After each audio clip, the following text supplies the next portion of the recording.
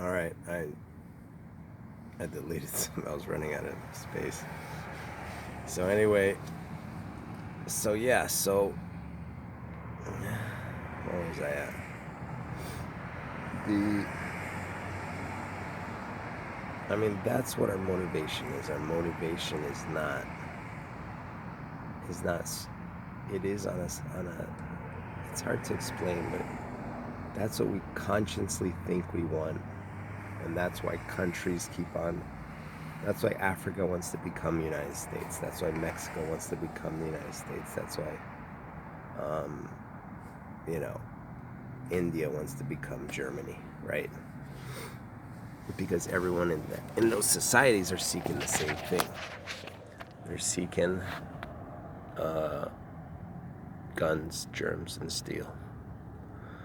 They're seeking, that same thing. But this is where the shift will come. This is where the shift has to come.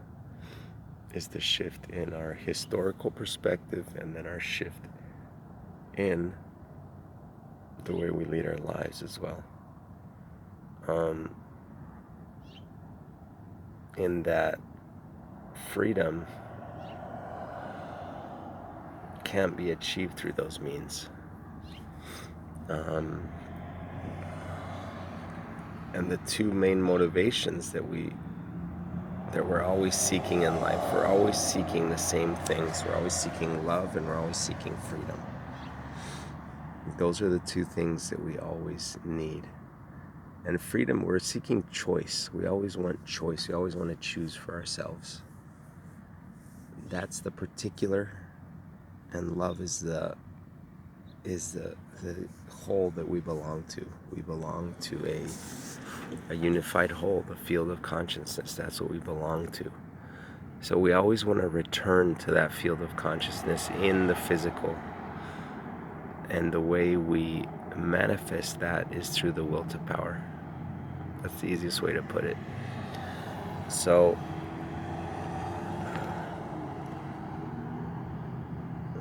the real motivations that we have is love. It's the union with the whole that we belong to. And it's the particular, which is choice, free will, and that desire for freedom. So that's what we really want. But how can we look back on history and see that? If you look back on Darwinism, evolution, all this stuff, you don't see that. You don't see love. Where do you see love? Where do you see that need for love that everyone has? That's so obvious. I mean, what drives people? What drives people is love. I mean,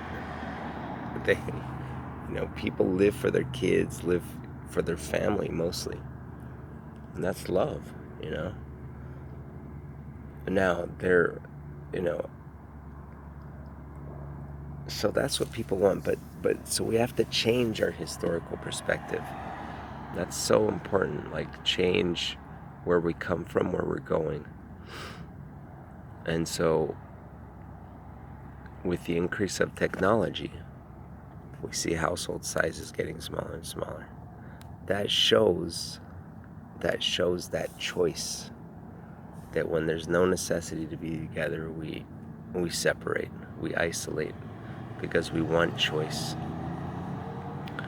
And we're looking for freedom. We want freedom, but we haven't achieved freedom, because all that choice that we've been trying to seek on a household level just transfers over to the government, to the macro levels. All the responsibility that we used to have on a household level, we've given it over. We've given it to someone else, to the bigger macro structures.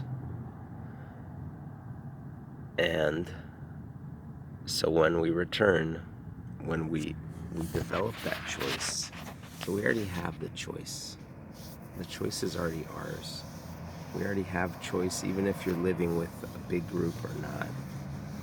You have a choice, and the choice is always clear. The choice is,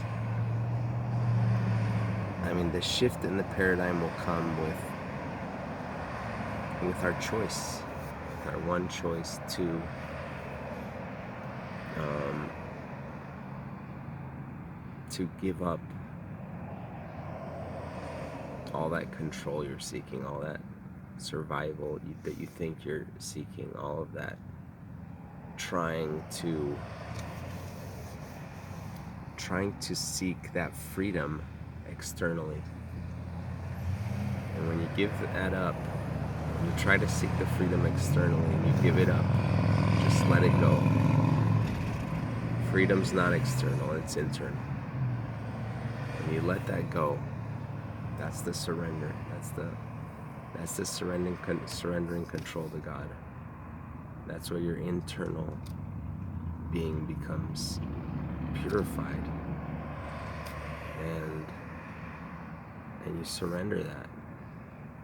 You say goodbye. You know.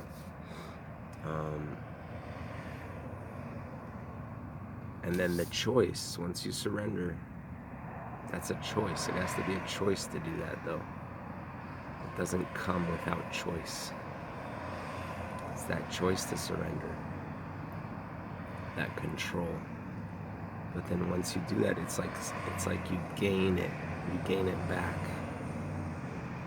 You know, it's giving up. Giving up is gaining. Like, I don't remember the exact quote in the New Testament, but to give up, the surrendering or giving up is gaining. Like, once you do that, then you've gained everything. Then the physical world will become manifest to us. We will see with our own eyes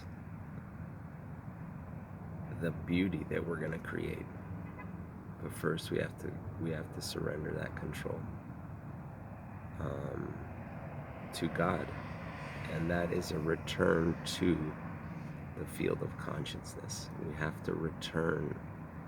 We've been leaving the field of consciousness consciously. We've been isolating ourselves from that field of consciousness on a conscious level. We can't do it on a subconscious level because that's what we are.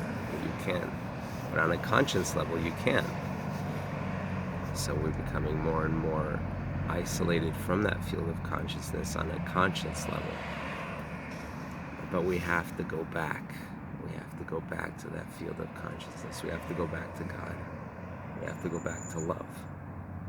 We have to go back to unity. And this is how you can do it, is that surrendering, the surrendering of the control, and gaining your life back.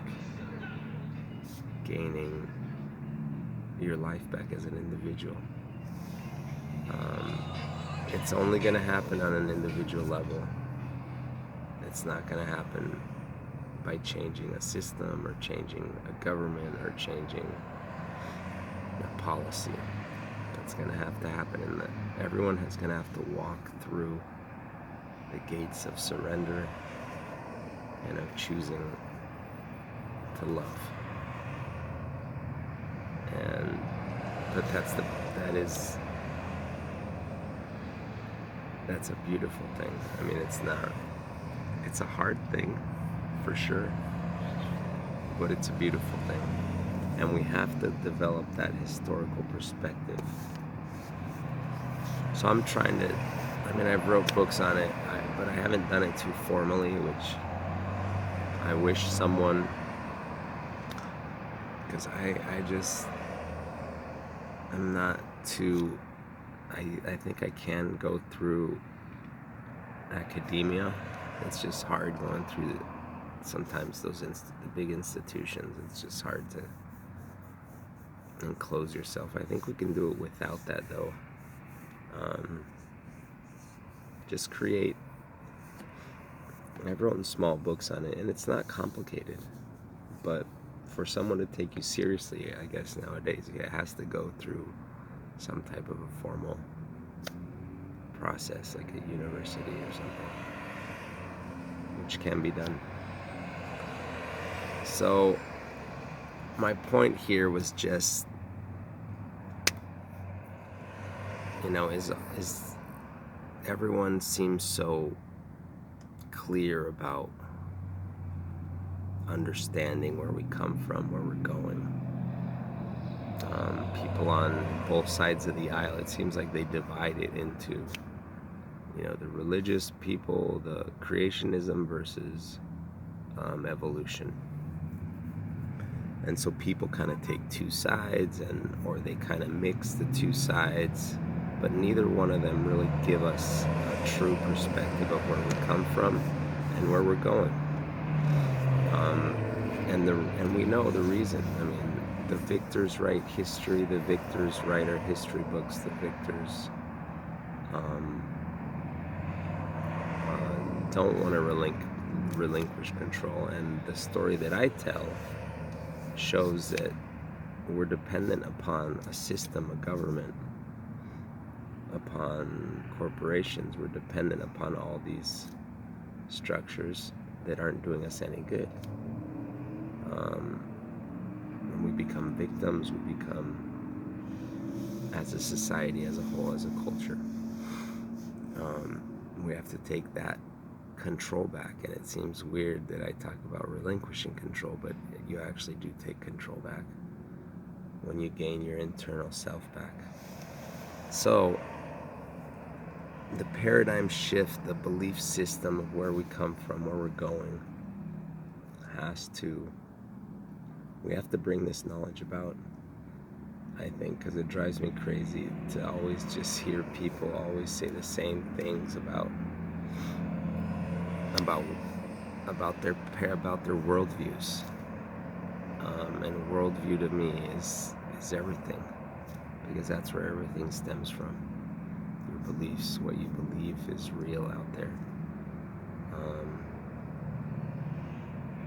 So a blessing on this Sunday to all y'all. We hope you have a good day, and we'll catch you soon.